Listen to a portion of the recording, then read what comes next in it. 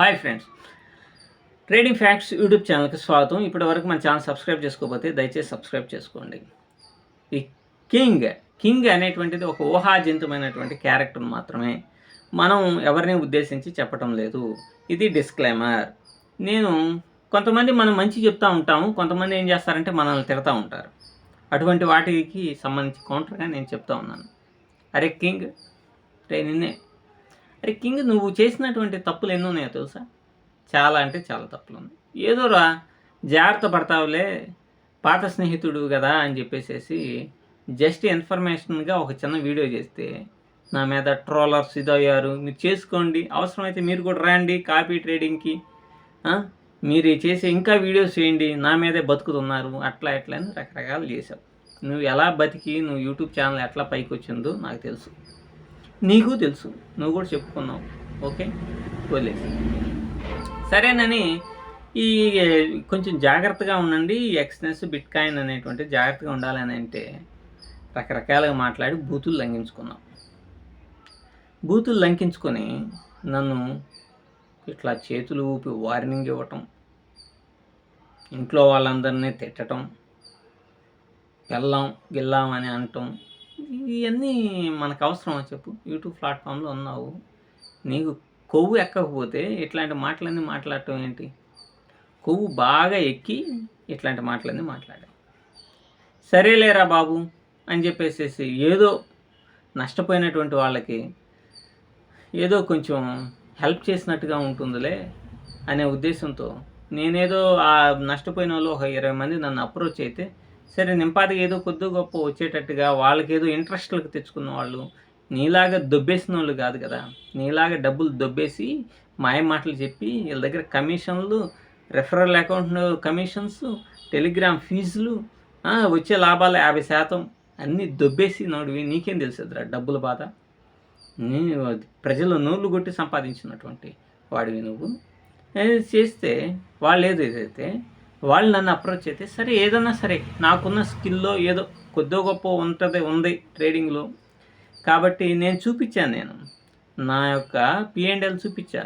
నువ్వు చూపించాలరా, నువ్వు చూపించి అప్పుడు మాట్లాడాలా. సరే నాకు రాదో వచ్చో ఏదో జరిగింది. వాళ్ళకి ఏదో నెలకు ఒక 5,000 7,000. ఇప్పుడు కొంతమంది ఏంటంటే చీటీ పాటేసిన వాళ్ళు ఉన్నారు, వాళ్ళు నెలకు ఒక 5,000 కట్టుకోవాలి. అలాగే క్రెడిట్ కార్డ్స్ నుంచి తెచ్చినటువంటి వాళ్ళు ఉన్నారు, వాళ్ళు క్రెడిట్ కార్డ్స్ అమౌంట్ 45 days కట్టకపోతే వాళ్ళకి చాలా అంటే చాలా ఎక్కువ ఇంట్రెస్ట్ అనేటువంటిది పడుతుంది. అందుకని ఆ ఇంట్రెస్ట్ అన్నా పే చేసుకునే విధంగా డబ్బులు వచ్చే మార్గం ఏదన్నా ఉంటుందేమోనని చెప్పేసి మనల్ని అప్రోచ్ అయినటువంటి వాళ్ళు, ఇలాగే భార్య దగ్గర నుంచి డబ్బులు తీసుకున్న వాళ్ళు, లోన్లు పెట్టి తీసుకున్న వాళ్ళు, బజాజ్ ఫైనాన్స్ నుంచి లోన్లు తీసుకుని కూడా నీ దగ్గర పెట్టారు. కుక్క, నువ్వు మమ్మల్ని పిచ్చి కుక్క అంటావు, మా ఇంట్లో వాళ్ళని తిడతావు, అంత మదం ఎక్కిందా నీకు?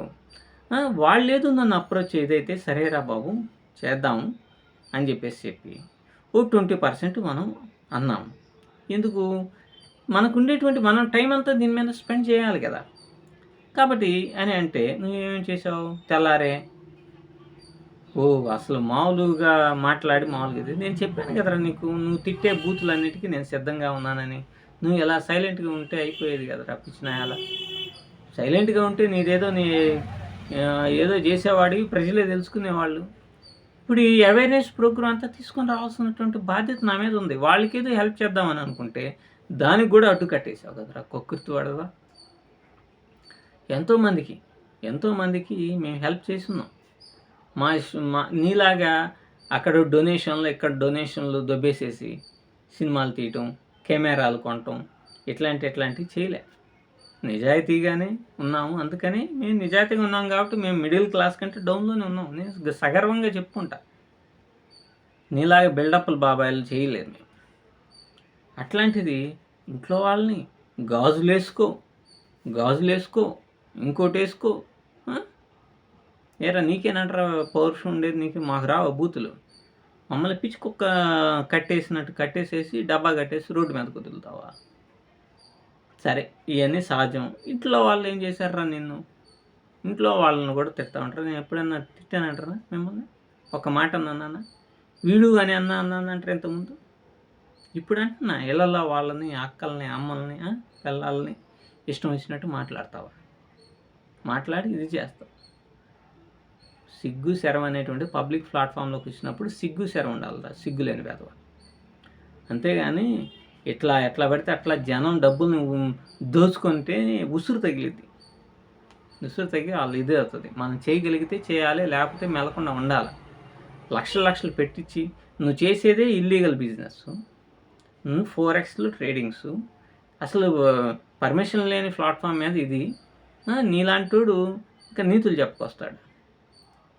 జనాన్నంతా ముంచి రకరకాలైన క్యాప్షన్స్ పెట్టేసేసి మధ్యతరగతి వాళ్ళని అట్రాక్ట్ చేసేసి ఇదేరా నువ్వు చేసేది పని?